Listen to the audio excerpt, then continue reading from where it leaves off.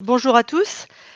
Merci de vous être mis au frais cet après-midi pour écouter notre premier webinaire de présentation des premiers résultats d'un projet France Agrimaire qui s'appelle Colocavo et qui porte sur la mise au point de solutions opérationnelles et d'itinéraires pour aller vers un logement collectif des laitiers dès leur plus jeune âge.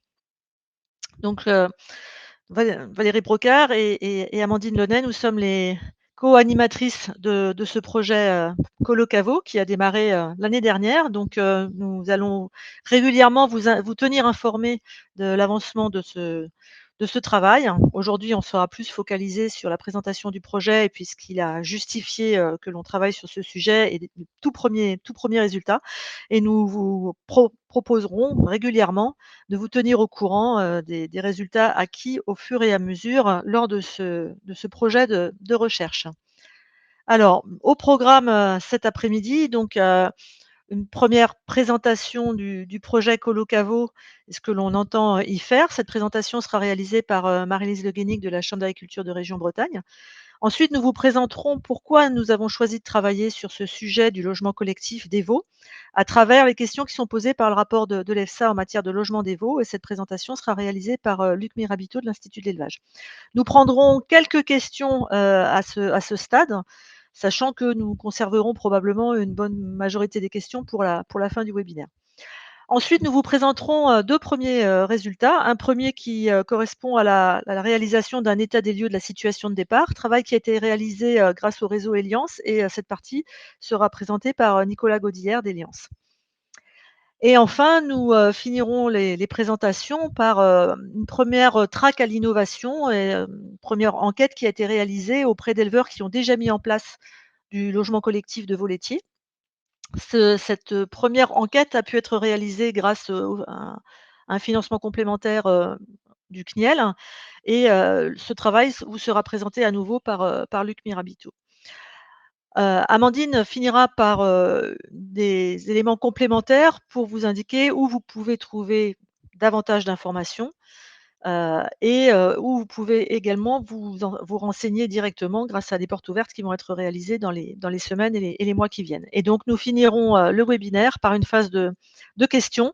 Donc comme le disait Annabelle, nous tâcherons de répondre à un certain nombre de questions en direct pendant le webinaire, mais nous reviendrons vers vous par la suite grâce aux questions que vous aurez posées et les coordonnées que vous avez laissées en vous inscrivant, pour pouvoir vous offrir des réponses directes en fonction des sujets qui seront abordés. Voilà, sans plus tarder, Marie-Lise va vous présenter le projet Colocavo autour du logement collectif des veaux laitiers.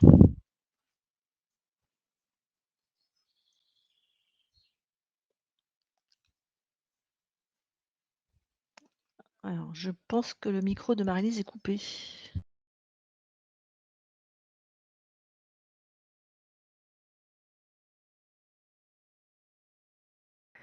Excusez-moi. Bonjour à tous et à toutes. Donc, je vais effectivement vous présenter ce projet Colocavo autour du logement collectif des veaux.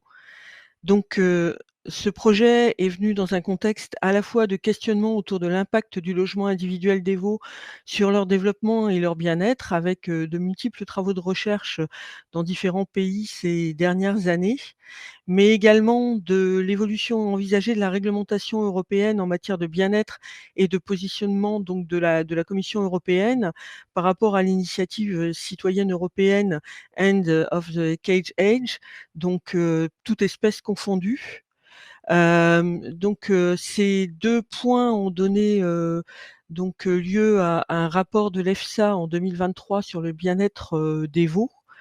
Ça s'inscrit également dans la partie responsabilité sociétale de la filière laitière française dans France Terre de lait. Donc à la fois un contexte européen et un contexte français également, de questionnement autour du logement des veaux. Donc les recommandations EFSA vont vous être repris par Luc tout à l'heure, mais elle précise bien que les animaux concernés sont tous les jeunes bovins âgés de moins de 6 mois, des exploitations laitières et des élevages de veaux de boucherie. Elle précise, des aspects alimentaires autour, des quantités de lait en recommandant 20 du poids, en lait dans les premières semaines de vie et un nombre de repas de lait qui, irait en diminuant au fur et à mesure que les fibres, et le concentré prennent leur place. Elle fait aussi des recommandations de surface disponibles qui viennent s'ajouter à la partie, arrêt du logement individuel. Donc ces surfaces disponibles sont une recommandation de 3 m² par veau pour pouvoir, s'étendre lors du couchage et une recommandation de 20 m² pour, les besoins de comportement de jeu. Donc on verra comment cela peut, potentiellement se combiner. Il recommande également une litière confortable pour le confort des veaux et donc une litière, déformable, quelque chose on va parler de paille plutôt que tout autre, type, de litière. Elle recommande également un contact mère-veau au moins pendant une journée et ensuite, ce qui va nous concerner plus spécifiquement dans Colocavo, d'éviter le logement individuel, dès que le veau est retiré de sa mère et donc le fait d'élever les veaux en petits groupes de 2 à 7 individus, pour favoriser le comportement social et le 7 maximum est une recommandation par rapport aux aspects sanitaires. Aspects sanitaires qui, sont un peu le nœud du sujet, avec, les cas individuels qui avaient été, promus pour, limiter, la contagion entre veaux. Donc dans le projet France Agrimaire Colocavo, on a fait le choix d'un focus sur la fin du logement individuel.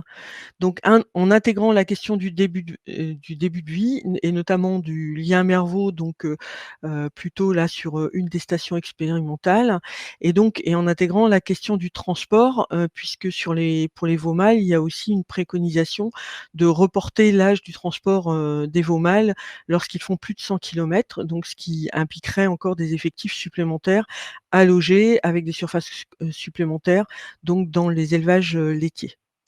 Donc c'est un France Agrimaire Connaissance qui va de 2024 à 2027 et comme l'a dit Valérie, donc porté par, IDEL avec, Valérie Brocard et Amandine, Launay en chef de projet. Donc à l'intérieur du projet, nous avons défini, différentes actions, pour mettre au point des solutions opérationnelles pour loger collectivement les veaux laitiers en respectant leur bien-être. Donc ces actions ont pour objectif, pour la première, de créer et d'évaluer des itinéraires innovants pour loger des veaux laitiers en collectif dans des contextes variés. Pour la deuxième, de développer des outils d'aide à la décision pour accompagner l'évolution des élevages en regard de la future réglementation européenne. En troisième action, d'étudier la faisabilité et l'acceptabilité des solutions proposées. Et enfin, de diffuser les itinéraires techniques qui auront été, validés par chacune de ces étapes. Le projet Colocavo se déroule dans le Grand Ouest et en Franche-Comté, au travers des partenariats qui ont été noués. Les partenaires du projet sont nombreux, donc avec, IDEL en porteur de ce projet qui, va avoir aussi comme prestataire, Junia, Lisa Lille, donc les chambres d'agriculture 70, 25, 90 et 39 et Oniris.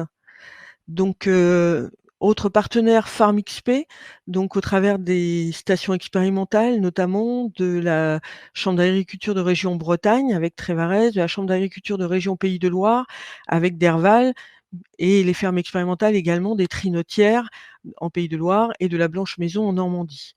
Il y a également la chambre d'agriculture de région Normandie, le Cirvaux, sur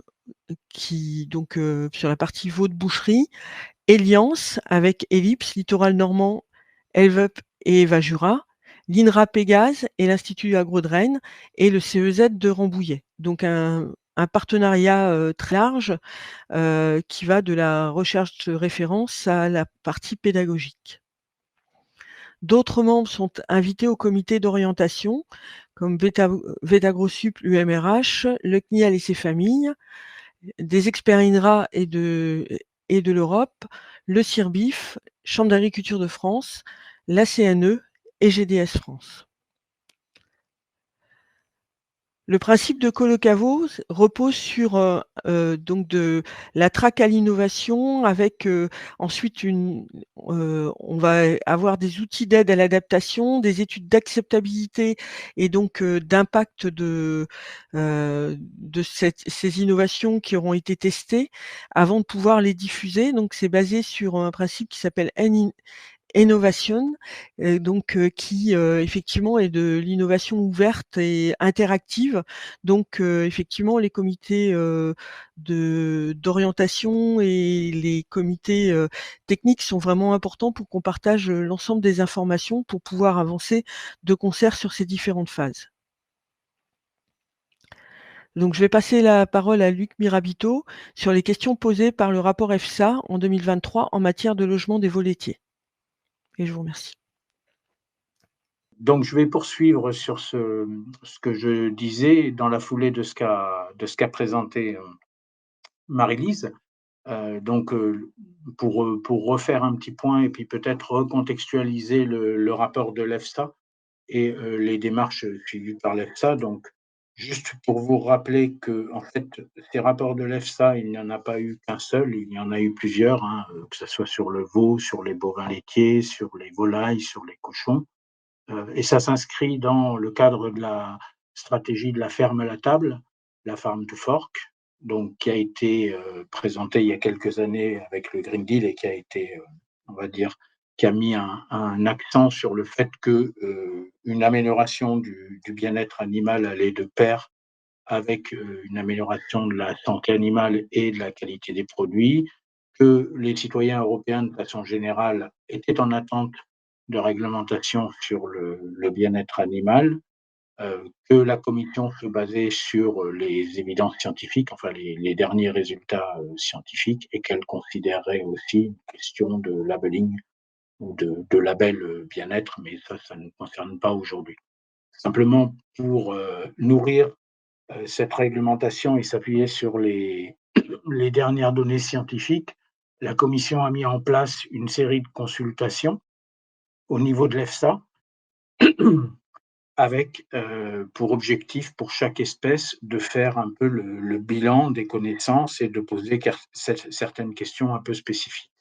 Alors c'est ce qui a été fait pour le veau, avec un mandat général qu'on retrouve pour toutes les espèces, hein, qui à chaque fois vise à décrire la situation actuelle de l'élevage, les conséquences potentielles sur le bien-être, les mesures sur l'animal les plus pertinentes et puis les principaux dangers, les mesures préventives et correctives, avec des questions spécifiques. Et chez le veau, les questions spécifiques, elles concernaient aussi bien le veau laitier que le veau de boucherie, entre guillemets, même si c'est les mêmes, mais elles concernaient tous les veaux. Donc, il y avait une question particulière sur le logement individuel et l'influence du logement individuel sur le bien-être des animaux. Est-ce qu'il fallait passer au logement collectif? Quel espace disponible pour les animaux? Il y avait, ce qui va de pair pour le veau de boucherie, des questions sur les restrictions alimentaires. J'en parlerai pas trop ici, sur une réactivité au stress qui serait plus faible, des états émotionnels positifs et une consommation d'aliments solides qui serait augmentée du fait des interactions sociales. Par contre, bien sûr, le logement collectif n'a pas que des avantages, il peut avoir aussi des inconvénients. Et les effets négatifs, ils sont assez bien connus, mais peu décrits finalement dans la bibliographie. C'est un peu le propre aussi souvent des problèmes sanitaires. Donc des risques plus élevés d'être exposés à des agents infectieux. Et sur la base de la littérature disponible, l'EFSA a avancé le chiffre de 7-8 animaux par groupe, qui serait un seuil de risque par rapport aux problèmes sanitaires. Des risques plus élevés de stress sociaux, ça va de pair avec le logement collectif, et des risques de succion croisée ou de développement de comportements anormaux dans un contexte collectif. Assorti à ces conclusions, l'EFSA a proposé différentes recommandations. En ce qui concerne la gestion de l'immunité des veaux logés en groupe et la gestion des risques sanitaires au sens large, on a évoqué la taille de groupe, mais l'EFSA met aussi l'accent sur la stabilité des groupes sociaux. à partir de la première semaine. Alors, je sais pas, il y a quelqu'un qui a bougé mon, ou c'est moi qui ai bougé. Donc, à partir des premiers jours de vie. Sur les surfaces disponibles, en fait, la question était celle des restrictions comportementales potentielles en relation avec la surface. Donc, les indicateurs qui ont été listés, c'est la limitation du mouvement, c'est les dérangements, les limitations du repos et l'impossibilité de réaliser les comportements de jeu.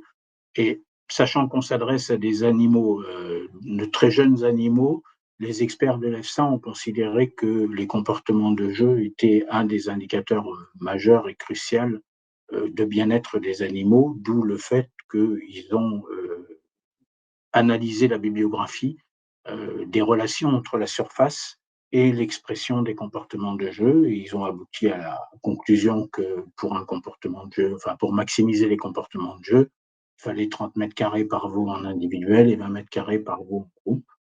En ce qui concerne les comportements de repos, ils ont proposé aussi là, sur la base de la bibliographie disponible, une augmentation de la surface par rapport à celle qui est à l'heure actuelle dans la directive, à 3 mètres carrés par veau, pour améliorer les comportements de repos et réduire certains risques sanitaires.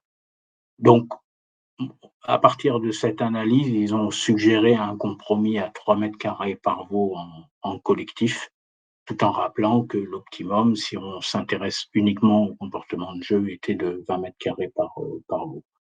Petite remarque en passant, 3 mètres carrés et 7, 8 veaux, ça fait quand même une case d'environ 20 mètres carrés. En ce qui concerne l'alimentation, Marie-Lise l'a évoqué tout à l'heure sur les apports de lait à hauteur de 20% du poids de naissance, sur la fréquence des distributions. Et puis, il y a un autre point qui est évoqué, mais qui concerne plus directement les veaux de boucherie. Donc, c'est la nécessité d'apporter du foin à 40-50% de NDF avec des brins longs. Et ils ont mis en avant certaines quantités à distribuer sur l'ensemble de la période. Mais là aussi, on ne va pas y revenir, puisque nous, ce qui nous intéresse dans le cadre présent, c'est essentiellement les veaux laitiers dans les élevages laitiers et jusqu'au sevrage. Alors, à partir de ce rapport, on a quand même, et c'est un peu à l'origine du projet Colocavo, on s'est posé beaucoup de questions et on le voit aussi par rapport à la pratique du terrain. Il y a des recommandations, il y a des réponses à des questions de la commission. Sur la surface, par exemple, c'est clairement un choix scientifique. C'est pas forcément une recommandation terrain. Donc les questions qui nous ont semblé être générées par ce rapport et auxquelles on n'a pas trouvé la réponse dans le rapport, concernant la santé et le bien-être des veaux, la première question qu'on s'est posée, c'est les écarts d'âge maximal au sein des groupes. La deuxième question, c'est l'EFSA met en avant la stabilité des groupes sociaux, mais on sait que dans les élevages, il peut y avoir des allottements, des réallottements, ne serait-ce qu'à cause des problèmes de concurrence et d'homogénéité intra-lots. Les tailles de groupe et des surfaces par veau optimales, là, on a des réponses par rapport à certains éléments comportementaux, mais il faut ensuite remettre ça dans un contexte d'élevage et trouver l'optimum ou les optimums, parce qu'il n'y a pas qu'une solution. Bien sûr, au niveau des groupes, on sait que, et l'EFSA le souligne, il y a des problèmes potentiels de concurrence. Donc, comment prévenir et gérer ces concurrences intra-groupes? Comment prévenir et gérer les comportements de succion? Il y a une littérature abondante à ce sujet-là. Et puis, du point de vue de l'éleveur, parce que c'est aussi la particularité de ce projet, c'est que c'est un projet qui concerne autant les veaux que les éleveurs. Quel impact ça aura sur le travail et la conduite? Bon, tout ce qui est gestion et prévention des risques sanitaires, tout ce qui va être gestion des animaux au démarrage avec les apprentissages de la buvée, par exemple, et puis les tris d'animaux. La détection des animaux malades, hein, dans un groupe, c'est pas forcément aussi simple que dans une cage individuelle. Et puis, de façon plus générale, par rapport aux structures existantes, quels seront les modes de logement et d'aménagement des structures? Quel impact ça aura sur l'investissement et quel impact ça peut avoir sur les conditions de travail et plus généralement sur la qualité de vie au travail? Et donc, c'est l'ensemble de ces éléments qu'on essaie ensuite d'aborder au travers du projet Colocavo, avec des approches aussi bien expérimentales que des approches basées sur, comme l'a expliqué Marie-Lise, sur une valorisation des savoir-faire et de l'expérience des éleveurs et une participation à la construction de nos démarches expérimentales. Je vous remercie. Je vous prie de m'excuser pour les problèmes au démarrage. Merci Luc. On va prendre quelques questions. Alors, j'en ai pas beaucoup, donc n'hésitez pas peut-être c'est la chaleur qui mais j'ai pas beaucoup de questions. J'en ai une, sur, l'alimentation, je pense, à ta diapo 17, qui demande si c'est on parle de foin ou de paille? De foin, dans le rapport de l'EFSA, c'est du foin de bonne qualité à Brun.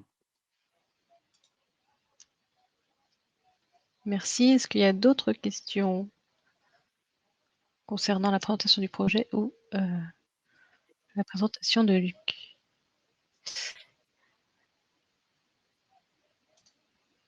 Alors, quel type de jeu installer pour les veaux?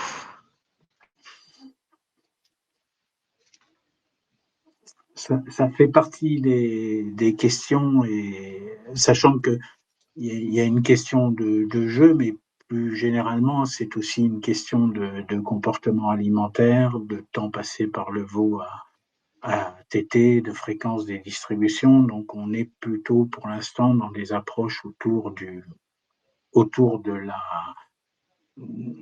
la façon de gérer le comportement alimentaire et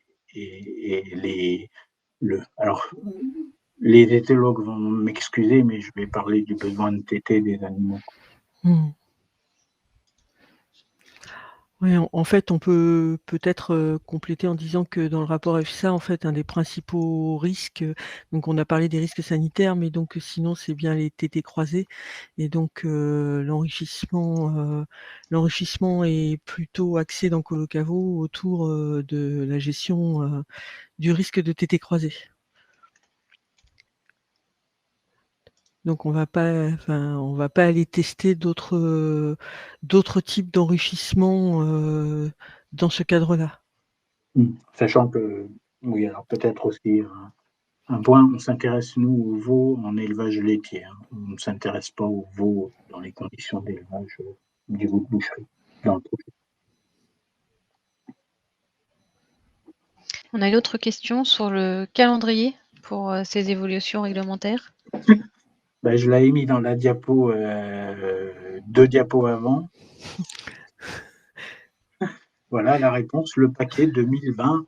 Alors, originellement, c'était 2023, la proposition de la commission, les propositions de la commission, puisqu'il y a 4 textes qui sont attendus. En 2023, en fait, il n'y a eu que le texte sur le transport, donc le règlement sur le transport qui est en cours de discussion. Donc maintenant, on attend un règlement sur l'élevage, un règlement sur l'abattoir et un règlement sur l'étiquetage. Ce qui circule comme date, c'est 2026 maintenant, mais je dirais sans garantie du gouvernement, même si je ne suis pas au gouvernement et je ne sais pas ce que le gouvernement en pense, mais en tout cas, c'est le chiffre c'est l'année qui est avancée pour l'instant. Sous quelle forme ça aura lieu, je ne sais pas.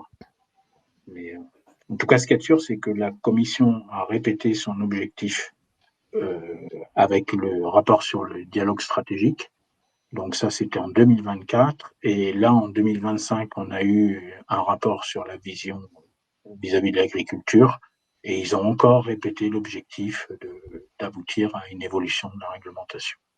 Donc c'est dans les tiroirs. Maintenant, tout le monde connaît le contexte aussi bien général que propre à l'agriculture. Donc le planning, voilà. Ce qui est avancé comme année pour l'instant, c'est 2026 de présentation. Après, il y aura quelques discussions, j'imagine. Une autre question. Alors, il est dit 20 mètres carrés par veau. Comment s'adapter, sachant le coût de la construction? Est-ce qu'il existe des aides pour accompagner les éleveurs? Pour l'instant, c'est une question un peu précoce. D'abord, 20 mètres carrés, c'est en réponse à la question quelle surface disponible, considérant le fait que le comportement de jeu était un comportement crucial pour les jeunes animaux. Donc ça, c'est, on va dire, une réponse très scientifique et qui est tout à fait acceptable.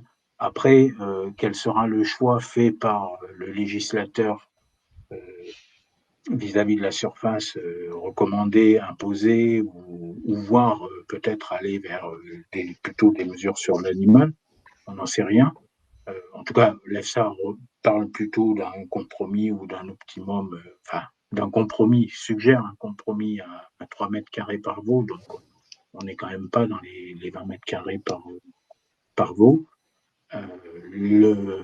Maintenant, ce qu'on voit sur le terrain, et c'est un peu le but du jeu du travail qu'on conduit au travers du projet, hein, c'est de voir un peu quelles sont les stratégies possibles d'adaptation. Il y aura des outils d'aide à la décision qui vont être aussi produits.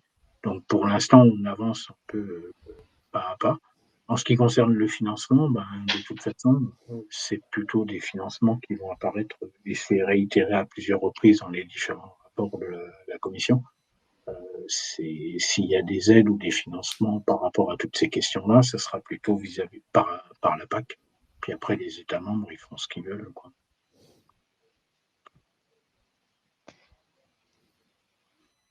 Une autre question sur l'âge minimum pour le transport. Est-ce que ça a été fixé?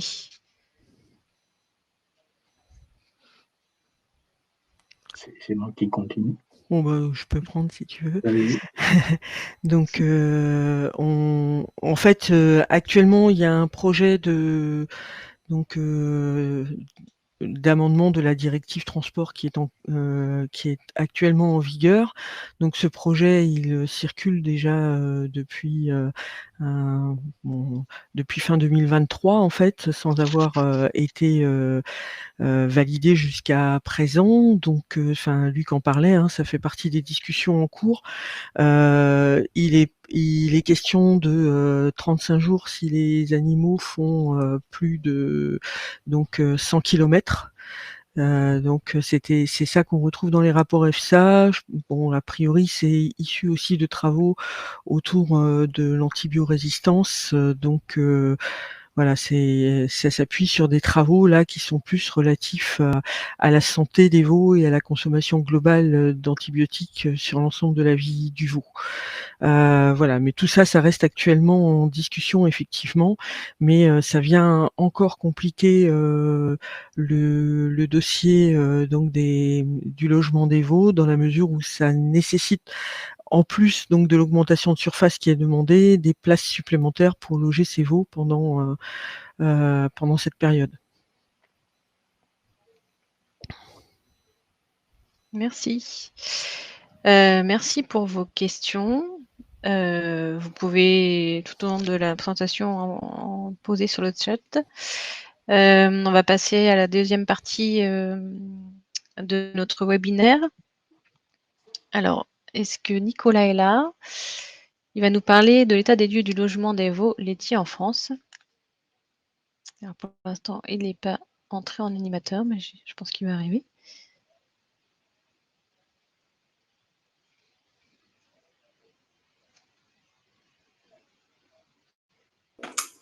Voilà, j'arrive. Bonjour Nicolas.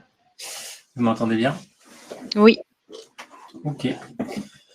Donc, à mon tour de vous présenter donc une première étape de ce projet Colocavo qui était de faire un état des lieux de comment sont logés les veaux laitiers dans les élevages laitiers en France. C'est un état des lieux qui était nécessaire parce que je pense que si on avait demandé à chacun de nous comment sont logés les veaux laitiers en France, on aurait pu y répondre, mais on manque de données très chiffrées et objectives là-dessus. Donc l'idée, c'était de réaliser une photo à un instant T des conditions de logement des veaux laitiers en France. Pour ce faire, donc, on avait ciblé deux zones pilote, hein, dans lesquels on a conduit des enquêtes qui avaient l'ambition d'être représentatives de ce qui se passait sur le terrain. Donc, on a mobilisé pour ça des sociétaires du réseau Alliance, donc sont Ellipse, Elveup, Littoral Normand, Eva Jura, donc qui ont réalisé des enquêtes sur leurs territoires respectifs. Et puis, en complément, on a eu l'aide aussi d'étudiants de l'ESA d'Angers qui ont pu réaliser des enquêtes sur la zone Pays de Loire, Pays de la Loire. Et donc, de ces enquêtes, on a, comme je disais, on voulait faire vraiment une photo représentative des conditions de logement des veaux. Donc, on a fait une sélection des cheptels très aléatoires pour avoir vraiment la représentativité de la moyenne de l'échantillon, enfin de ce qui se passe sur le terrain. Donc, on a essayé de ne pas privilégier justement des élevages qui réalisent du logement en collectif ou en individuel, hein, c'était d'aller voir tous les types.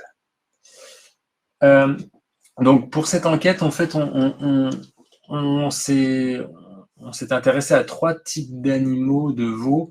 Les veaux, vous le verrez, donc il y a une première catégorie, ce sont les veaux qui sont vendus, c'est-à-dire qui sont vendus avant leur sevrage sur les élevages. Donc c'est souvent des veaux mâles, par exemple, qui sont vendus assez jeunes, avant d'être sevrés. Et puis après, on aura donc 2 autres catégories dont je vous parlerai, les génisses qui sont gardés pour le renouvellement et les veaux qui sont gardés plus pour de l'engraissement sur l'exploitation. Donc déjà, sur cette première catégorie des veaux qui sont vendus donc avant leur sevrage, donc c'est des veaux qui partent en moyenne à 2 à 3 semaines après leur naissance dans les élevages. Donc vous avez le graphique là à droite qui vous montre. Alors, je vais essayer de prendre un pointeur, voilà, pour montrer. Donc, le graphique ici qui vous montre l'âge moyen de vente de ces veaux. Donc, majoritairement, cette catégorie de veaux est surtout quand même logée en logement individuel pour 80%, dans 80% des cas. Il passe rarement en collectif, hein, parce que souvent ils sont vendus avant, hein, enfin assez jeunes. Malgré tout, il y a quand même quelques élevages qui élèvent ces veaux dans des logements collectifs dès la naissance. Alors ensuite, si on regarde dans les détails, donc là vous avez les types de logements. Alors les types de logements individuels et les types de logements collectifs. Donc pour ces veaux, donc qui sont comme on l'a vu à la diapo précédente, qui sont majoritaires. Pour les logements individuels, on retrouve des cases individuelles, CI pour cases individuelles, et puis surtout beaucoup de niches à veaux, hein, pour on va dire, il y a plus de 60%, ouais, 2 tiers des élevages qui élèvent donc ces veaux individuels, soit sur des niches en bâtiment ou niches à l'extérieur, donc des niches à veaux individuelles. Pour les quelques élevages qui pratiquent le logement collectif de ces veaux vendus, on est toujours sur les veaux vendus, on a surtout des cases collectives. Et puis à noter qu'on a le cas particulier aussi de quelques élevages qui élèvent ces veaux sous la mer, SVN pour sous vache nourrice. Ensuite, donc pour la deuxième catégorie d'animaux, hein, qui sont majoritaires, les génisses élevés pour le renouvellement. Donc là, on a des résultats qui sont quand même très différents, puisque dans ce cas-là, ces génisses passent assez régulièrement, enfin quasiment dans 77% des élevages, ces génisses vont passer en collectif. Donc ils sont souvent logés. Donc, c'est sur les 163 élevages là, qui sont en orange sur ce graphique-là. Ils sont souvent élevés dans une première phase en individuel, donc jusqu'à entre 2 et 4 semaines. Et puis, ils vont passer sur des modalités plus de logement collectif. Donc, sur ce graphique, on peut voir aussi qu'il y a seulement 10% de notre échantillon où les éleveurs pratiquaient du logement individuel jusqu'au sevrage. C'est-à-dire que les génisses sont gardés en individuel jusqu'à l'âge de leur sevrage. Et puis, on a de l'autre côté 7% des élevages où le logement collectif est pratiqué dès la naissance. donc 15 éleveurs de notre échantillon, donc ce qui représente 7% de l'échantillon. Pareil, donc vous retrouvez le même graphique que tout à l'heure, donc les types de logements individuels qui sont pratiqués là pour les génisses de renouvellement. Sur les types de logements individuels, on retrouve à peu près la même chose que tout à l'heure, avec beaucoup de niches à veau, que ce soit des niches en bâtiment ou en niche à l'extérieur, et puis environ 30% de cases individuelles, pardon, sur ce graphique de gauche. Et puis sur le graphique de droite, ce qui montre, donc, quand elles passent en collectif, ces génisses-là sont souvent logées dans des cases collectives, donc sont aménagées par définition dans le bâtiment, dans les 3/4 des cas. Et puis on a quelques niches collectives qui peuvent être présentes sur le terrain. Alors, je ne vous ai pas présenté là la troisième catégorie d'animaux sur lesquels on a enquêté. Je vous l'ai dit, c'est les veaux logés, les veaux destinés à l'engraissement. Donc, les résultats sont tout à fait comparables, quasiment identiques aux génisses de renouvellement. Donc, voilà. C'est pour ça que j'ai simplifié la présentation. Donc, les messages clés là qu'on peut retenir à ce stade sur cette première partie de l'enquête, c'est que le logement collectif des veaux avant sevrage, c'est déjà quelque chose qu'on voit beaucoup sur le terrain. Et il reste, c'est vrai, il y a deux catégories d'animaux qui sont plus concernés par le logement individuel. C'est les veaux vendus qui partent souvent assez tôt, l'élevage, et puis les génisses de renouvellement dans les 3 premières semaines de vie, qui sont souvent logés en individuel. Donc ensuite, on a profité de cette enquête-là pour poser des questions sur la perception des éleveurs sur le logement collectif. La question concrètement qu'on a posée aux éleveurs, c'est quels seraient selon vous les avantages du mode de logement collectif des veaux avant sevrage par rapport à un logement individuel. Donc là, je vous présente sur ce graphique-là les réponses spontanées qui viennent en premier des éleveurs. Donc, à quasi-égalité, en fait, on a des arguments favorables au logement collectif qui sont liés au bien-être animal ou à l'organisation du travail, donc bien-être animal du veau et organisation du travail pour l'éleveur. Donc sur le bien-être animal, on retrouve des arguments favorables, la sociabilisation, plus d'interaction sociale, plus de place, développement plus rapide, plus de jeux, et moins de stress. Alors, même si c'est tout à fait subjectif, c'est à dire d'éleveur.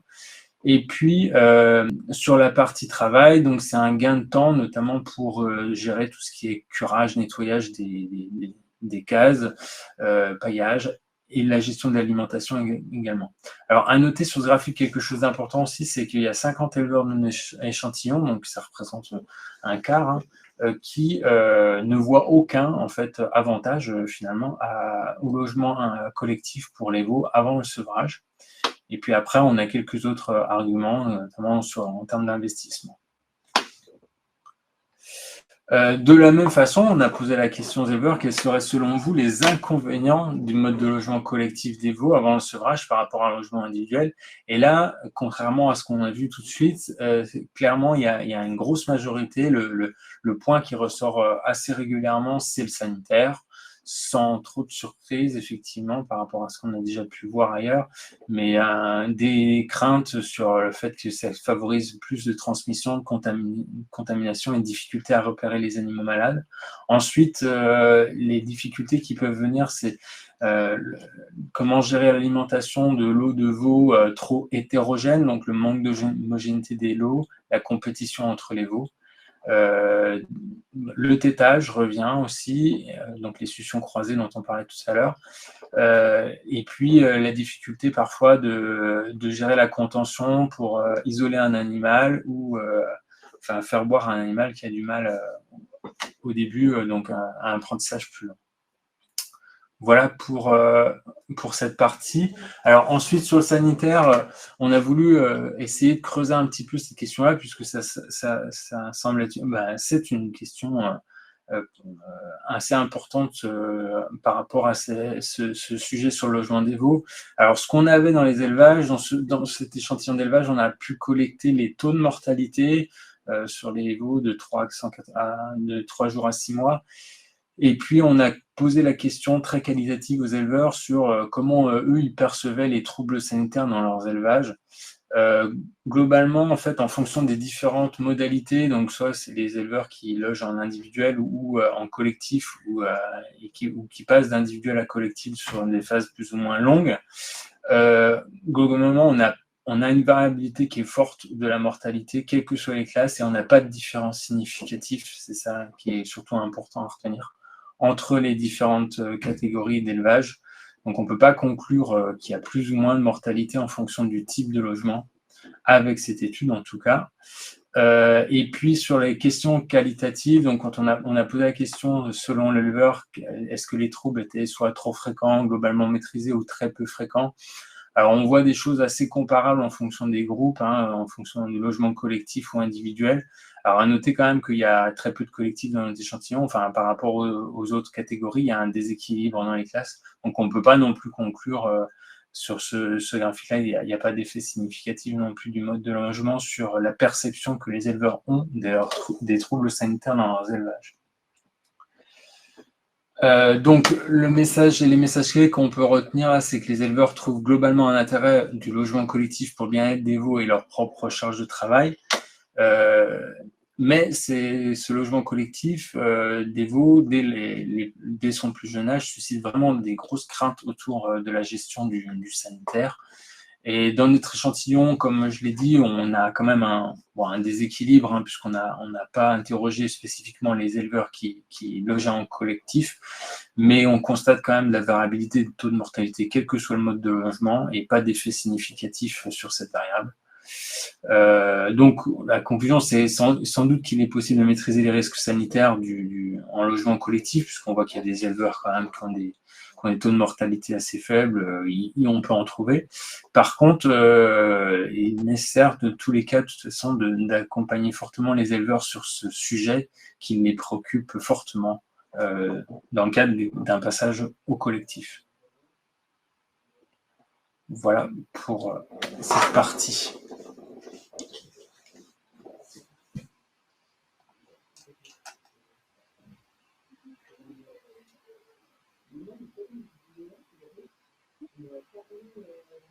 On va passer à la présentation de Luc et puis on passera ensuite aux questions. Ok, donc j'espère que cette fois-ci ça marche. Ça marche, très bien. Ouais. Donc, en fait, je vais continuer dans la foulée de ce qu'a présenté Nicolas, mais en faisant un focus sur les pratiques et les itinéraires techniques mis en œuvre sur le terrain par les éleveurs qui logent les jeunes veaux laitiers de façon précoce en logement collectif. Donc, c'est un travail qui a été réalisé par Aurore Faucreau de l'UNILASAL dans le cadre de son mémoire de fin d'études et que j'avais encadré et qui a été réalisé grâce au soutien du CNIEL. Alors, pourquoi on avait choisi de faire cette étude? Comme on vous l'a dit au départ, c'est un projet qui est basé beaucoup sur la remontée, sur la participation, si possible, des éleveurs au travers de leur savoir-faire et de leur questionnement.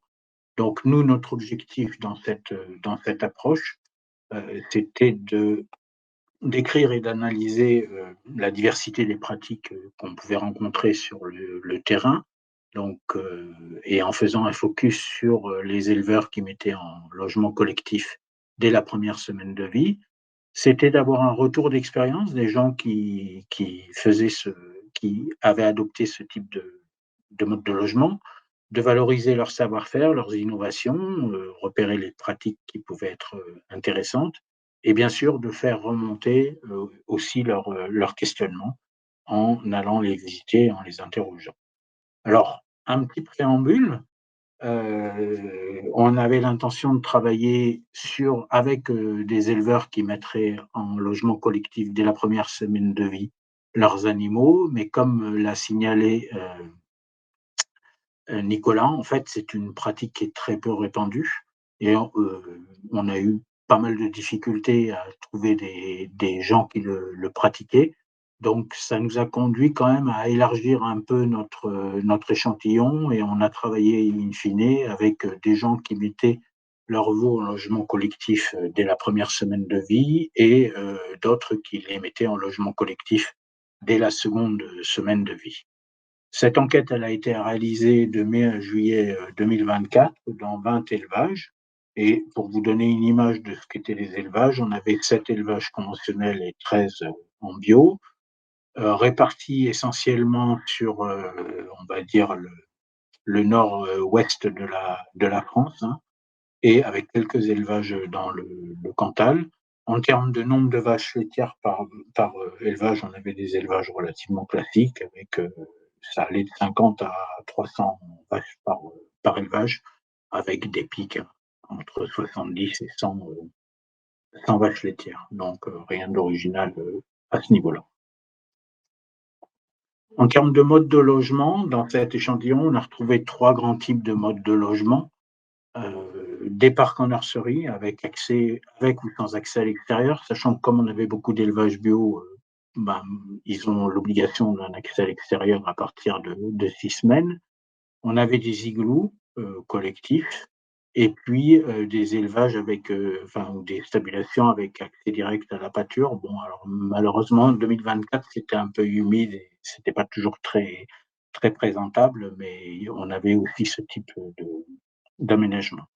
Voilà, bon, une grande diversité de logements, beaucoup de réadaptations, beaucoup d'adaptations, hein. Là, je les ai pas mentionnés ou je les ai pas représentés, mais beaucoup de gens qui travaillent aussi sur la hauteur des plafonds et sur l'amélioration des conditions d'ambiance pour les veaux en nurserie. On a recueilli pas mal de petits trucs et de choses qui ont été mis en place avec des éleveurs qui ont pris le temps un peu d'adapter petit à petit leur situation. En termes de conduite, et c'était là sans doute le point essentiel et le plus intéressant dans l'enquête par rapport à la description des pratiques, on a retrouvé 4 grands itinéraires. Alors ça va être un peu compliqué peut-être, hein, je vais prendre le pointeur. Donc on part, je ne sais pas si vous voyez ma souris. On part de la Pour naissance, l'instant, on la voit pas. là, alors là, vous la voyez? Oui, c'est Là, bon. OK. Donc on part de la naissance du veau avec une séparation entre 1 et 3 jours, rien d'original. Et on a eu les deux premiers itinéraires, hein, ceux qui mettaient leur veau en collectif dès la première semaine, et puis ceux qui mettaient leur veau en collectif plutôt la deuxième semaine. Souvent, c'était des raisons, enfin la raison, c'était essentiellement des craintes vis-à-vis du sanitaire ou des problèmes sanitaires que les éleveurs pouvaient rencontrer ponctuellement. Vous voyez que sur l'échantillon, on a 6 éleveurs qui mettaient en individuel en deuxième semaine et on en a 14 qui mettaient en individuel en première semaine. À partir de là, à partir du moment où les veaux vont être dans leur, on va dire dans l'entrée dans les logements collectifs, on a eu à nouveau 2 stratégies qui sont les mêmes, que ça soit une mise en collectif première semaine ou deuxième semaine. C'est-à-dire, il y a eu des gens qui mettaient leurs veaux directement dans le logement définitif et les veaux n'en sortaient plus et n'en bougeaient plus et restaient dans ce logement jusqu'à leur sevrage et puis leur vie future. Et puis des gens qui adoptaient une autre stratégie, qui les mettaient dans ce qu'on a appelé des logements transitoires, en d'autres termes, différentes cases dans lesquelles les veaux étaient petit à petit réallotés en fonction de leur débrouillardise, de leur âge, de leur gabarit, des changements d'environnement, des changements alimentaires. Il y a plein de raisons qui pouvaient justifier ces réallotements. Et petit à petit, les veaux allaient jusqu'à leur logement définitif. Alors je fais juste une petite remarque. On a fait un focus dans l'analyse de ces stratégies sur les veaux femelles, puisque dans la grande majorité des élevages, y compris ceux qu'on a visités, de toute façon, les veaux mâles étaient gérés de façon indépendante et souvent au logement individuel, comme le disait Nicolas précédemment. Voilà. Ce qu'on a pu remarquer aussi, c'est que dans les logements transitoires, avec l'augmentation de l'âge, on avait une tendance à une augmentation du nombre de veaux par case, de la surface par animal, des écarts d'âge dans la case. Et ça, je vous l'illustre avec le tableau suivant, qui est peut-être un peu compliqué, qui n'est pas très parlant, mais simplement on retrouve les 2 types de démarrage, hein, individuel et collectif. le logement collectif qui est soit définitif, soit transitoire, puis définitif. Même chose ici, définitif, transitoire, puis définitif. Le nombre de places dans les logements, là, vous voyez, en logement définitif, on est à 6 à 8. Et puis, quand on est transitoire, puis définitif, on est plutôt sur des parcs de 4 à 10 veaux. Et définitif, donc quand ils sont dans leur logement définitif, on est sur 8 à 20. Même chose, là, on est 3 à 30 sur du transitoire et 6 à 60 sur du définitif. Les écarts d'âge, c'est pareil. On est 2 à 6 semaines d'écart d'âge quand ils sont dans leur logement transitoire et 4 à 12 semaines quand ils sont dans leur logement définitif dans ce cas-là. Et puis là, 1 à 4 et 2 à 12. Et la surface par veau, idem, 2 à 3 mètres carrés par veau dans les transitoires et puis 2 à plus de 4,50 m par veau dans les définitifs. Même chose dans l'autre branche dans l'autre itinéraire où on retrouve en fait cette augmentation de la surface. Donc, plus le temps passe, plus les parcs sont grands, les parcs dans lesquels sont logés les animaux sont grands, les animaux ont plus de surface, notamment aussi il y a la réglementation bio qui intervient là-dedans. Et puis, le fait que le nombre de veaux est plus important. Donc, pour résumer, ces 4 grands itinéraires, voilà, qu'on a retrouvés. Alors, pour les illustrer de façon un peu plus imagée, je vous en ai rapporté 2, qui sont en fait, pour le coup, des gens qui mettaient, leurs animaux en première semaine de vie dans des logements collectifs. Donc là, c'est un logement collectif définitif, donc un éleveur avec, des igloos, à 2-3 places, des écarts d'âge maxi de 2 semaines et une surface par veau de 3,27 m². Bon, c'est quelqu'un qui avait en fait, pris la décision, dans un contexte où il avait des problèmes, sanitaires, de revoir complètement son système de logement des veaux et en plus, ça allait de pair avec un passage, par le bio. Voilà, donc ça, c'était un exemple. L'autre exemple, c'est l'exemple d'un éleveur qui, là aussi, met ses veaux en collectif, dès la première semaine et qui, lui, a adopté une stratégie de, entre guillemets, «logement transitoire». Donc une première case à 5 places avec des écarts d'âge d'1 semaine, des surfaces de l'ordre de 2,8 m² par veau, une deuxième case collective avec 10 places, des écarts d'âge inférieurs à 4 semaines, surface un peu plus réduite et puis un bac à tétine. Une troisième case avec, 10 places et puis des écarts d'âge de 4 semaines, donc là, on est encore dans la suite et puis, le logement définitif avec un accès à la pâture. Donc voilà, et on a une multitude enfin sur les 20 cas, on a, pratiquement 20 aménagements différents, mais qui se retrouvent finalement dans ces 4 grands itinéraires. Alors, à partir de là et à partir de cette description rapide, nous, ce qui nous intéressait aussi, c'était, d'analyser, le pourquoi, heu, de ce choix de mode de logement, puisque là, bon, les gens en dehors du bio, ils peuvent avoir cette obligation, mais la plupart ont fait des choix volontaires, et puis surtout d'avoir leur retour d'expérience et d'avoir leur questionnement et leurs conseils par rapport à ce logement collectif. Alors le choix, ce qui a motivé les éleveurs, il y a différents éléments, mais on retrouve ce qu'avait mentionné, Nicolas précédemment, le travail, le bien-être animal, bon, la réglementation pour, les bio, mais on voit que le travail, c'est quand même un élément, important dans, cette motivation et effectivement, c'est bien-être de l'éleveur et du travail, la réglementation agriculture bio, des problèmes sanitaires, j'ai pris un exemple là, donc des veaux qui ont été changés de mode de logement. Le bien-être des veaux, c'est quand même une motivation qui est pas, négligeable et puis des changements et des adaptations, sur les installations. Donc ça, c'est on va dire l'ensemble des raisons qui nous ont été mis en avant, par les gens pour expliquer le choix de leur mode de logement. Leur retour d'expérience, leur expérience sur le travail, des effets positifs qui confirment un peu l'opinion qu'a pu rapporter, Nicolas, d'éleveurs qui ne sont pas forcément en logement collectif, mais des effets positifs sur la mécanisation du curage, le paillage, la buvée, enfin la distribution de lait où ils n'avaient pas besoin d'individualiser, l'utilisation des milk bars par exemple. Le plaisir au travail de voir, les animaux, être plus, on va dire, développer toutes leurs relations sociales et puis tous leurs comportements sociaux.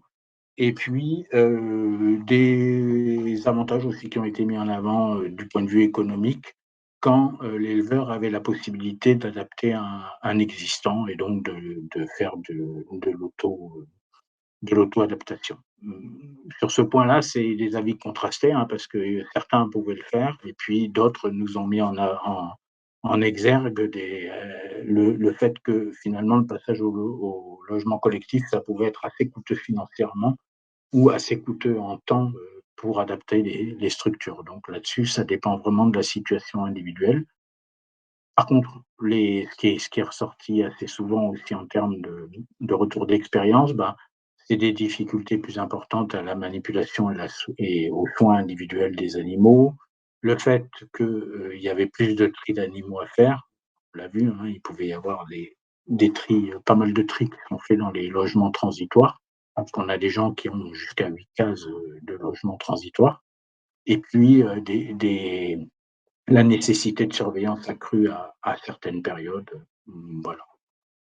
En termes de santé des veaux, globalement, ben, les gens trouvaient, et ça ressort aussi dans l'enquête de Nicolas, hein, globalement, on était sur des incidences de maladies, de mortalité qui sont dans la moyenne des élevages, de veaux. Certains ont mis en évidence, la facilité d'observation, d'autres ont mentionné un renforcement du système immunitaire. Alors, là, dans ces carrés, je vous rapporte les paroles d'éleveurs, c'est sans doute complexe et c'est sans doute très multifactoriel sur cet aspect-là.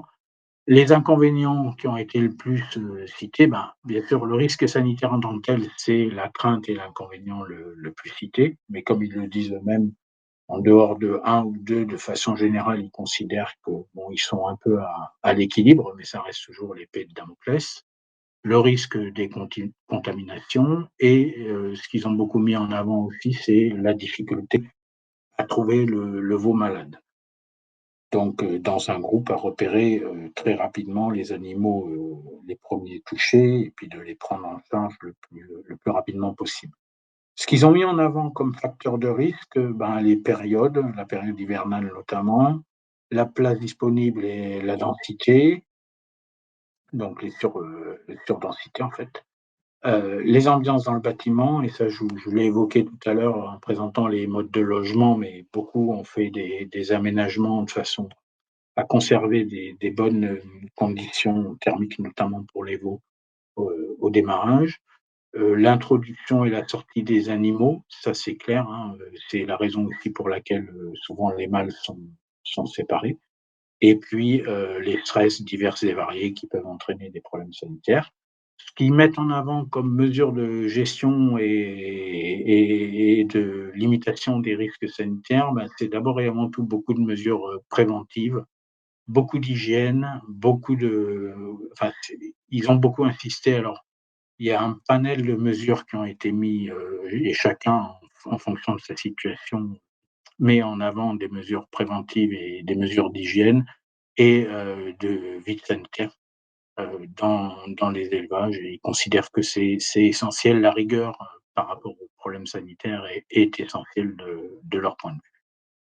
Enfin, en termes de comportement des veaux, quels sont les retours d'expérience? Ben, globalement, bien entendu, des comportements, enfin, un point de vue positif par rapport à tout ce qui est, expression des comportements de déplacement, de jeu par les animaux.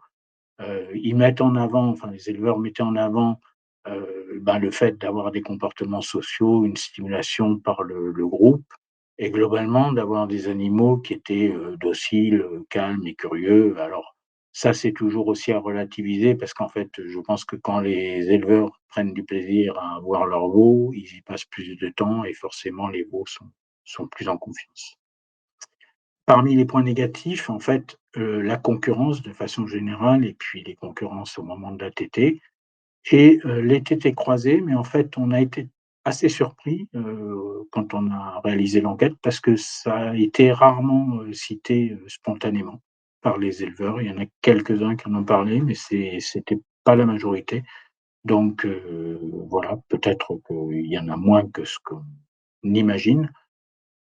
Des choses qui diminuent avec l'âge et de façon générale et bon, ça, c'est aussi souvent un point, à ne pas négliger, c'est qu'on peut sous-estimer des problèmes comportementaux parce qu'on n'en voit pas d'effet, très visible. Donc c'est le fait, qu'ils ont mentionné qu'il y avait peu de crayons qui étaient, abîmés. Alors, par rapport à ça, ils ont mis en avant des facteurs de risque, donc un facteur race, sur lequel je pense pas qu'on ait forcément beaucoup de données bibliographiques et puis, par contre, ils ont mis en avant beaucoup de facteurs liés à l'alimentation, ce qui rejoint ce qu'on disait tout à l'heure sur l'enrichissement. En fait, l'enrichissement, il faut quand même le voir par rapport à des comportements, par rapport au cycle, on va dire, appétitif, consommatoire et récompense en matière de comportement. Donc, ils mettent en avant bah, la satiété, les modes d'alimentation, l'utilisation de tétines sèches, des choses comme ça. En termes de gestion, ben, pour les tétés croisés, il y a la pose d'anneaux, mais surtout ce qui nous intéresse, on va dire, c'est plutôt les mesures préventives, donc la contention lors de la buvée, les tétines sèches, mais avec des problèmes d'usure, quelques enrichissements occupationnels, le ballon, mais bon, c'est pas vraiment directement en rapport avec les problèmes comportementaux de session croisée, et puis la vente des animaux problématiques quand vraiment il n'y a pas de solution trouvée. Pour terminer, on leur a demandé en fait quels conseils ils donneraient à des éleveurs qui souhaiteraient, s'installer et puis quelles questions ils avaient à nous poser, par rapport au projet. Donc les conseils et ça c'est quand même, un point essentiel dans ce qui nous a été rapporté par les éleveurs qui pratiquaient le logement collectif, c'est que, c'était d'abord un frein dans la tête, et une peur un peu des problèmes, sanitaires ou une peur de la mise en œuvre de ce mode de logement et donc le conseil qu'ils ont tous mis en avant, hein, c'est de communiquer entre éleveurs, de se faire accompagner, d'aller voir des éleveurs qui pratiquent le logement collectif de façon à vraiment s'inscrire dans une communauté de pratique, s'inscrire dans un échange. D'un point de vue plus technique, des faibles écarts d'âge pour limiter les problèmes de santé ou de concurrence, une bonne, analyse de sa situation et en termes de prévision de parc, et d'aménagement et puis de bien réfléchir à comment mettre en place ce logement, donc l'adaptation de l'existant, le coût, l'organisation, l'autotravail ou pas, prévoir la possibilité de bien gérer, de bien anticiper les problèmes de travail, les problèmes d'hygiène et autres, d'avoir une bonne gestion de ce point de vue-là. Des questions qu'ils nous ont posées, et qui nous ont enfin, qu'ils ont soulignées et sur lesquelles ils aimeraient avoir des réponses et j'espère qu'on pourra leur en apporter avec le projet. Donc mieux comprendre les TT croiser les solutions possibles, ça fait partie des éléments qu'on traite à l'heure actuelle dans les stations expérimentales. Une question qui est quand même un peu fondamentale, c'est compte tenu de la situation de l'élevage français, l'adaptation de ce qui se fait en village groupé, comme vous avez vu, on avait quand même beaucoup d'élevage en village groupé, au village étalé, puisque les problématiques sont un peu différentes, enfin sont carrément différentes, notamment en termes de gestion sanitaire. La concurrence entre les animaux, le nombre de veaux par groupe, alors concurrence entre animaux, il y a des choses qui ont été, beaucoup, mises en avant sur les difficultés qu'ils pouvaient rencontrer au démarrage et à l'apprentissage de la buvée et essayer d'avoir plus de recommandations, sur ces aspects-là. Le nombre de veaux par groupe, la nurserie parfaite, le mode d'alimentation le plus adapté. Donc voilà, ça c'est des questions un peu plus, générales, un peu plus, techniques. Voilà, je vous remercie pour votre attention.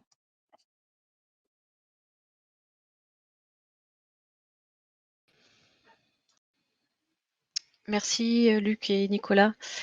Juste avant de passer aux questions, je vous propose de faire un petit point communication.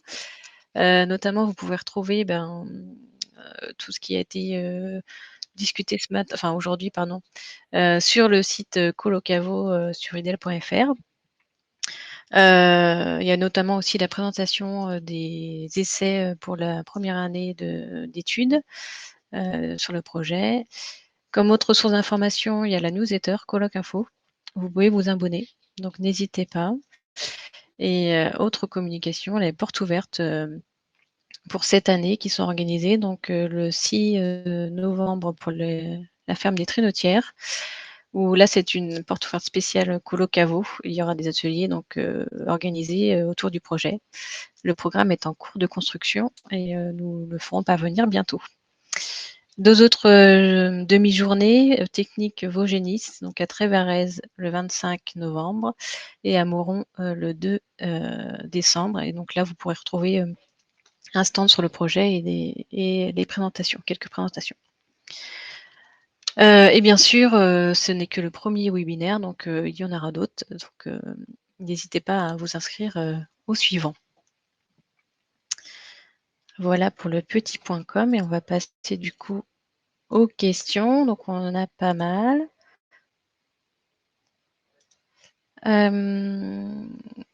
Donc pour Nicolas, Nicolas et Luc, hein, c'est. Donc je reprends la liste. Donc il y a 2 questions associées qui demandent si les résultats de l'enquête ont été croisés avec la pratique de l'éleveur, s'il était en collectif ou pas.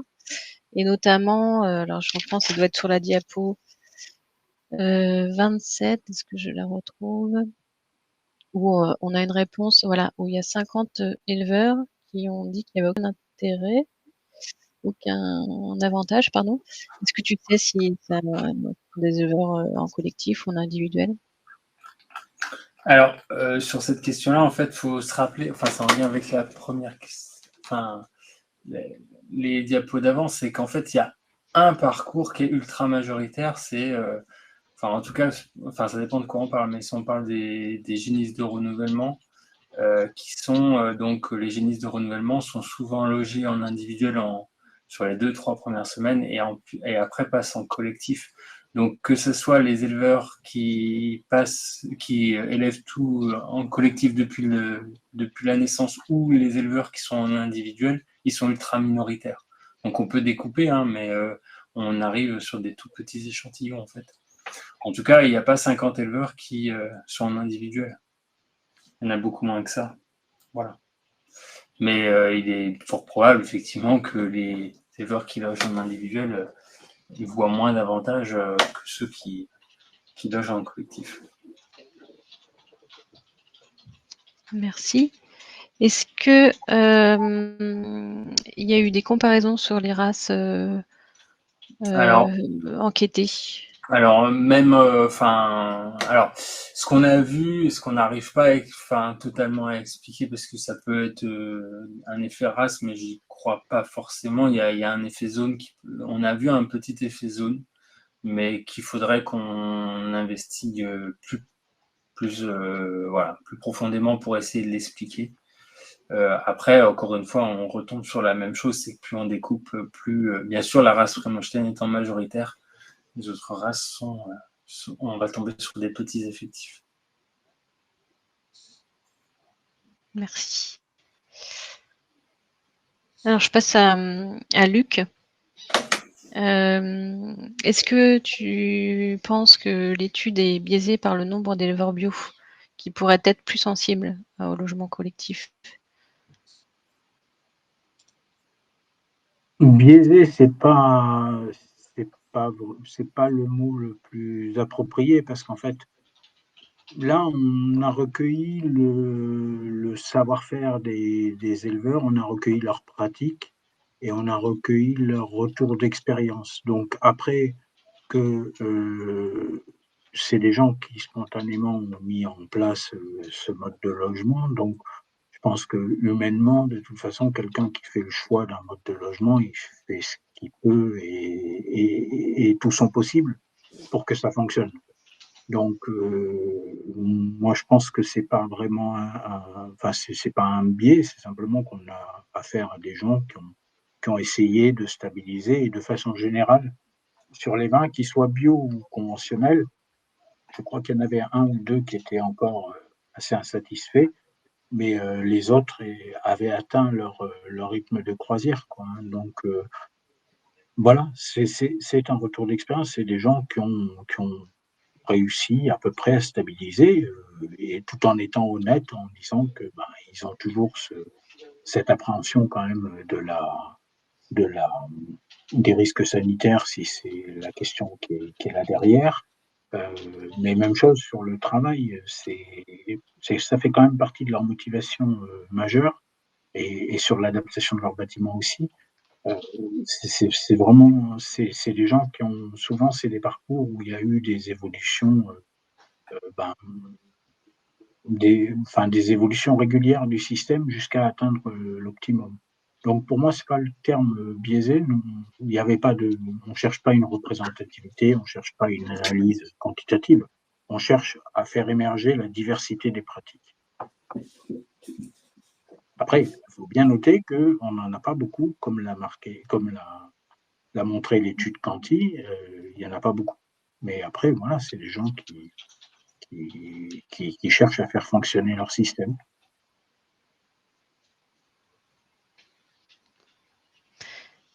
Merci.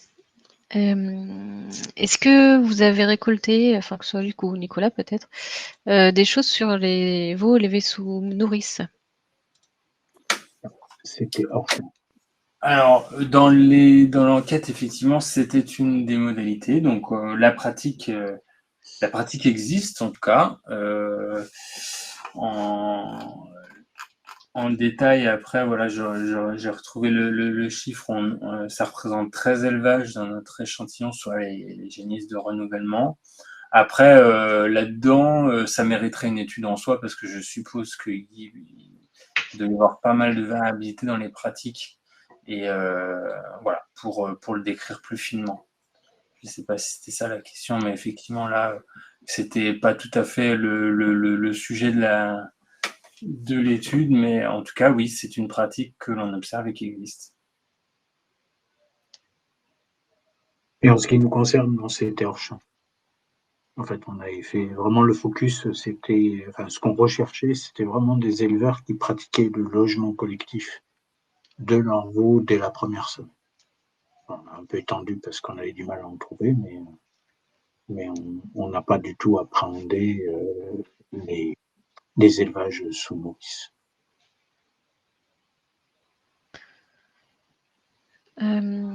Peut-être pour Luc, est-ce que il y a eu dans les éleveurs enquêtés, est-ce que les éleveurs ont noté qu'il peut y avoir des trayons abîmés pour les veaux femelles? Ben, c'est ce que je disais, oui, dans la présentation. Certains l'ont mentionné, mais voilà, c'est peut-être aussi un biais qu'on retrouve dans d'autres espèces et pour d'autres problèmes comportementaux. Ils ont, enfin, de façon générale, ils ont parlé peu de crayons abîmés, ce qui les conduit à considérer que c'est pas un problème. C'est la raison pour laquelle sans doute ils l'ont pas exprimé spontanément dans la majorité des cas. C'est les problèmes de tétés croisés, mais peu de crayons abîmés. Alors, il y en a, ça c'est clair, et comme enfin, certains nous ont aussi parlé de la vente des animaux qui étaient vraiment problématiques. Donc ça existe, mais en tout cas dans l'échantillon, ça paraissait pas être un problème majeur.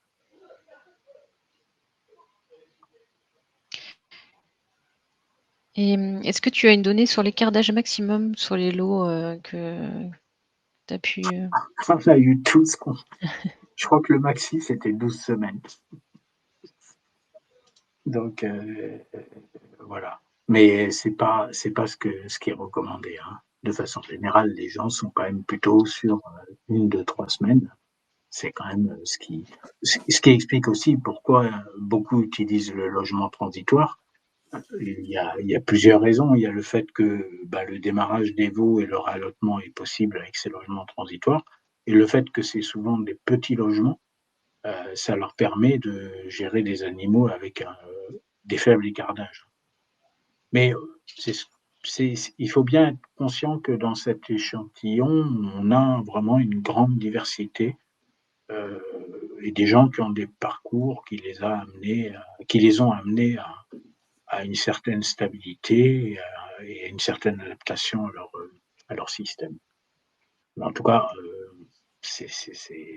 voilà, cette diversité, elle existe. C'est pas leur objectif. Leur objectif, c'est quand même de réduire les écartages de façon générale et puis d'avoir des petits groupes au démarrage. Ça pose une vraie question par rapport au rapport de l'EFSA, hein. C'est peut-être une des questions fondamentales.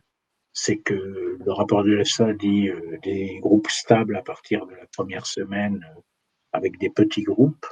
Là, on voit des pratiques où on a des plus petits groupes que ce que recommande l'EFSA, mais en même temps, des groupes qui vont être, dans la majorité des cas, des groupes qui vont être restructurés avec le temps. Alors, peut-être que là, il y a un biais lié au bio aussi, au fait qu'ils doivent avoir accès à la pâture. Mais en tout cas, c'est une vraie question. Pour résumer, vaut-il mieux réalloter les animaux en réduisant les écartages et en ayant un suivi très, très fin, plus facile, avec des petits groupes au départ, pour ensuite les amener vers des grands groupes, ou vaut-il mieux avoir un groupe stable et avoir peut-être un peu plus de difficultés à gérer des écartages et à gérer le repérage des animaux malades, d'autant que si on est en village étalé, ça risque d'être encore un peu plus compliqué. Mais ça va faire partie quand même des questions qui vont nous accompagner pendant toute la durée du projet. Je reviens sur les éleveurs enquêtés, alors notamment sur une question de la représentativité. Alors comment ont-ils été choisis? Alors, Que ce soit pour Nicolas ou Luc, d'ailleurs. Alors, Vas-y. sur les 223, là, sur les enquêtes quantitatives, c'est vraiment, on a essayé de faire le plus possible un tirage aléatoire.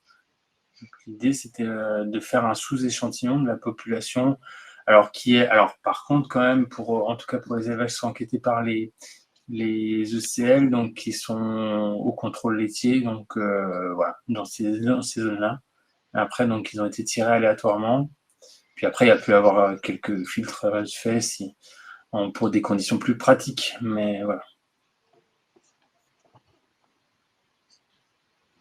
Et en ce qui nous concerne, cette question-là n'est pas très pertinente, puisqu'en fait, nous, ce qui nous intéressait, c'était d'essayer de repérer une diversité de situations. On ne cherche pas du tout de représentativité dans une approche qualitative à 20 élevages. On cherchait une diversité et on a essayé, comme vous le voyez, on a essayé d'aller un petit peu en zone type Cantal, un peu plus montagneuse, et puis on suit toute la côte nord, mais la représentativité, c'est pas l'objectif d'une enquête de ce type-là, qui était une enquête qualitative. Nous, notre objectif, c'était la diversité de situations et de pratiques. Les pratiques, on ne les connaissait pas a priori, mais ce qu'on voulait, c'était essayer de décrire la diversité. Après, sur les 4 itinéraires que j'ai rapportés, et on pourrait croiser ça, mais après, ça nous emmène sur 20 cas différents, mais ne serait-ce que sur les 4 itinéraires, il y a ça n'a pas de vocation de représentativité, c'est une représentation de la diversité des itinéraires qu'on a observés. Alors, on a essayé de les résumer pour les rendre lisibles, mais les chiffres en tant que tels n'ont pas de valeur statistique. Ça serait une étude à faire, si on avait 200 élevages en case collective, là, on pourrait avoir une information plus précise avec une démarche comme celle qu'a menée Nicolas. Voilà, mais c'est pas le cas. Nous, nous, ce qui nous intéressait, c'était d'identifier les itinéraires que les gens pouvaient mettre en place. Je vais prendre une dernière question, je suis désolée. Dans le projet Colocavo, de manière générale, est-ce qu'on peut rappeler la définition du logement collectif précoce? Est-ce que la notion de précoce étant juste après la naissance du veau mère et l'âge maximum du coup? Alors, je sais pas. Projet, je réponds. Vas-y, Luc. Bah, nous, c'est très simple. C'est après la naissance. Donc, il y a toujours 1, 2, 3, voilà. Mais pour nous, l'objectif, il est de... Et c'est plus ou moins ce que dit l'EFSA aussi, c'est dans la première semaine, en fait. Donc, voilà, on part sur cette base-là comme point de départ.